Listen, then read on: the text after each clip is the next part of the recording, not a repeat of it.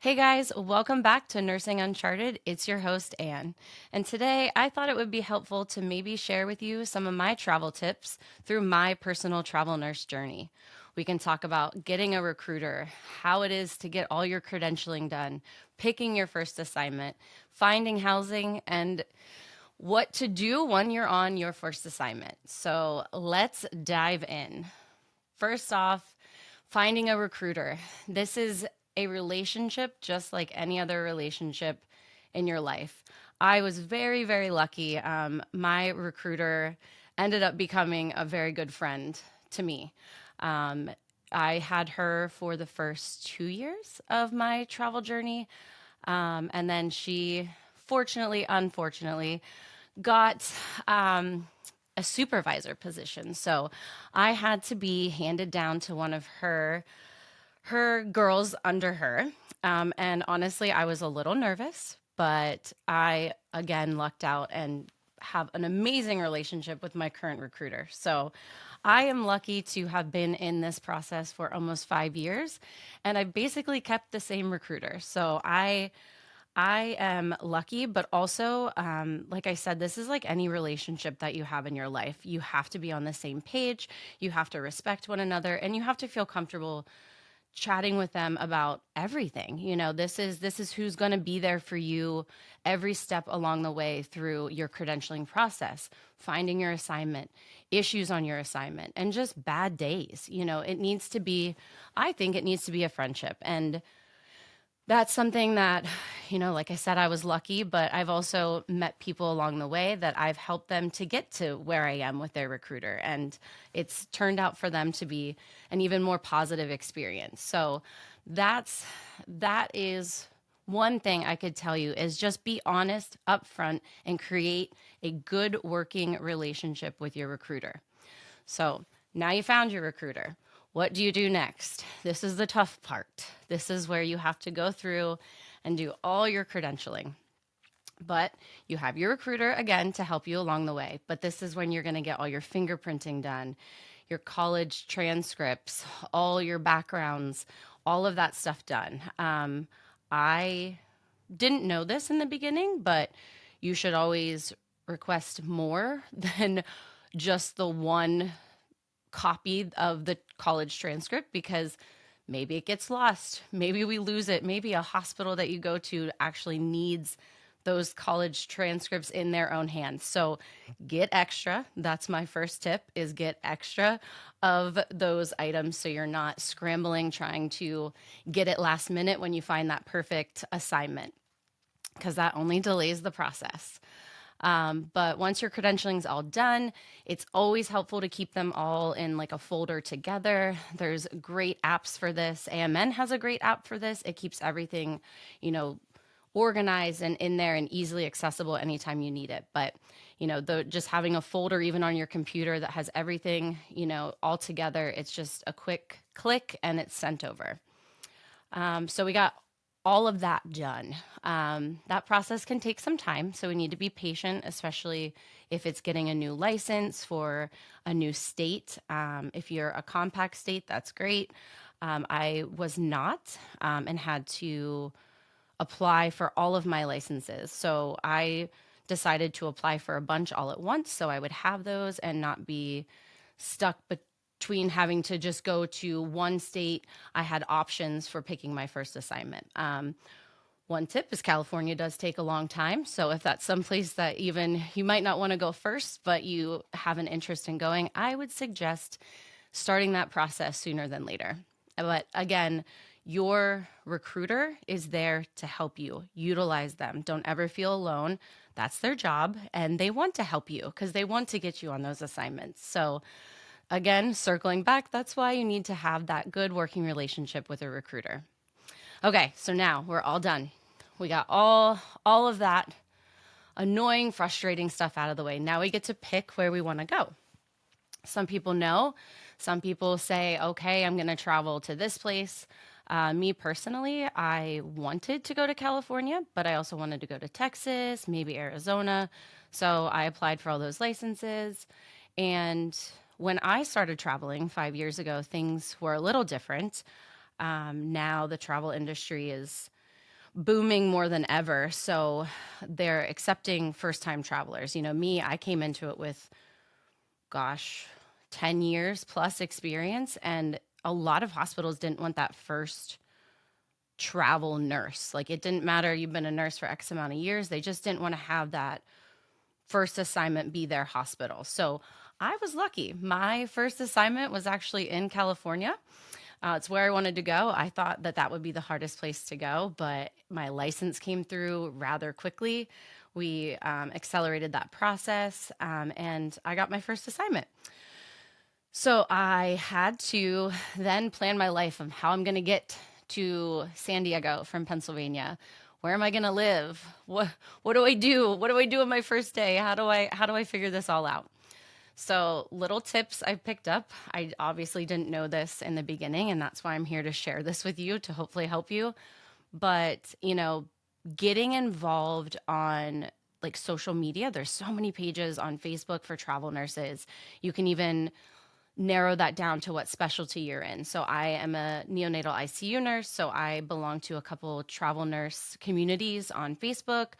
I have some NICU travel specific groups, but it's a good place to get feedback from hospitals, but it's also a good place to find your housing, which can be frustrating. It can be scary. A lot of the housing options, you're actually living with someone else. I personally always wanted a private space to live, but in certain areas, it's hard to find that. So, it's a good way to connect with people that maybe have stayed in the place that you're going or can give you a reference, or they themselves might be renting a room out in their house. So, it's a great way to find those housing options. There are other outlets that you can find housing, but whatever that may be, the biggest takeaway with housing that I can give you is set up a video FaceTime call, whatever way you can actually video chat with the landlord or the person you're going to live with. This is something that when I first found a place to live, the landlord actually wanted to do that with me. And I was like, okay, what does it matter? We can talk on the phone, we can text, we can email, whatever. But it is so important to actually meet that person face to face. And that's going to be virtually because you're moving far away. But it can create a more real relationship, and you can get a feel for what that person is and what they expect as a roommate. Or, are there dogs in the house? What is the sleeping situation? What's the kitchen situation? It gives you that real, you can see it, you can really get a vibe from people just through a video chat. And it has worked out tremendously for me. When people refuse to do a FaceTime, it's not, I just kind of count that out because I do think it's beneficial. And I have talked to, I'm still friends with a lot of the people that I lived with. And this lady actually recently told me that she did not FaceTime her last tenant, and that was the worst tenant she ever had, unfortunately, and it didn't work out, and so they had to part ways. And she learned her lesson. So I think that that's a big tip that I like to share, is that video call, that FaceTime call, is something you need to just do. It'll make everyone feel more comfortable. If you're booking through Airbnb, just be careful because it's your assignments can change on a whim. So, you just want to make sure that you and that landlord have an agreement that you are a travel nurse. You're on a 13-week assignment. Things sometimes come up. So make sure that there's full disclosure on both ends, that if you have to leave assignment early or something comes up, that you will not be stuck with having to pay for the weeks that you're not going to be there. So most people that are used to renting to travel nurses understand that, but having that upfront conversation first is really, really helpful. It saved me and a lot of my travel friends a lot of stress and a lot of money. Okay, so now we found our assignment, we found our housing, and now we go. The first day, it's very scary, it's very intimidating, but it's so fun. I'm always nervous anytime I do something new, just like this podcast. But once you're in it and you get there, it's like a weight's lifted off. You get to meet the other travelers that you're with. When you go to hospital orientation, you're with other travelers, so everyone's in the same boat as you. Sometimes you're, with permanent staff as well, but the com- having those people there that are in the same boat with you can be just a weight lifted right away. You're gonna find who's on your unit, and it's just you kind of group together and you get through it together.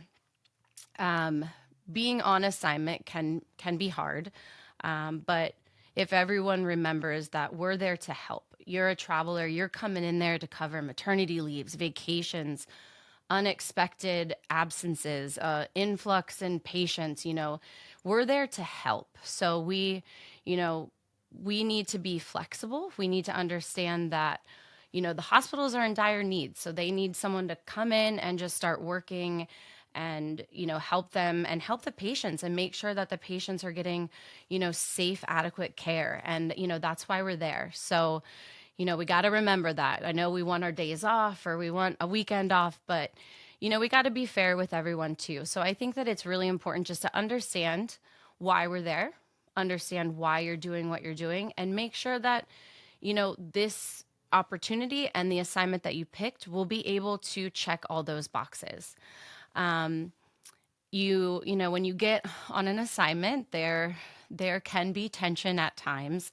And something I actually not recently, I guess it was about a year ago, had a really difficult assignment. And I, it was unfortunately like just the staff, it was tough. It was a tough environment. And I think that's the only way to put it. But I called my recruiter every day.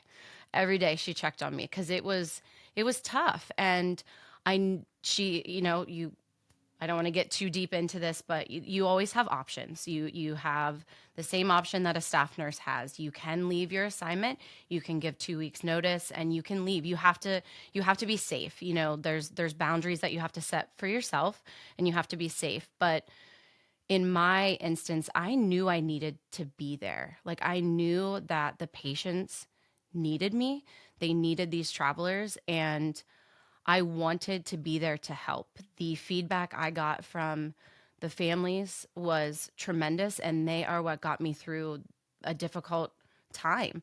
Um, you kind of have to put your big girl pants on and, deal with some stressors, but I knew I was safe for one. If I was not safe, that would have changed things. But two, my patients are my why, and I always resort back to my why. And my patients are babies, so families are a huge part of that why. So I knew that they were counting on me. So I had to, and I wanted to be there for them. So my recruiter was there every day after work to ask me how I am, what do I need, or even just cry to. And full disclosure, I cried to her. I wish she could be here to tell you too. It was she was my rock during that assignment. So that's why, again, going back to what I started with, your recruiter needs to be there. You need to have that relationship that you can count on each other in those circumstances. So it can be tough. I don't want to make this sound negative at all because travel nursing is amazing. It has opened up so many opportunities for me. That's how I'm here right now talking to you guys. I never thought this would happen. So, embrace the risk, embrace the scary, embrace, the frustrating days, and just remember that we're there to help a hospital that needs us, that needs a nurse to make sure that patients are getting the care they deserve. So if we can remember that, we can get through almost anything.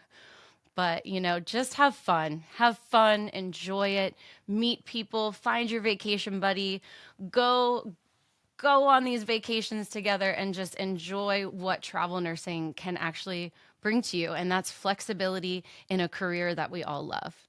So I hope that these tips can help someone out. I hope that you take something away from this, and I'm here to talk about anything else you want to chat about.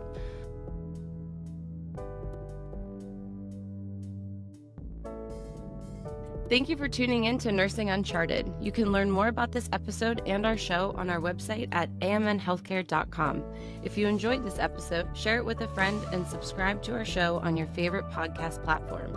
You can also find show updates and nursing opportunities on our Instagram at AMN Nurse. Special thanks to AMN Healthcare for making this show possible.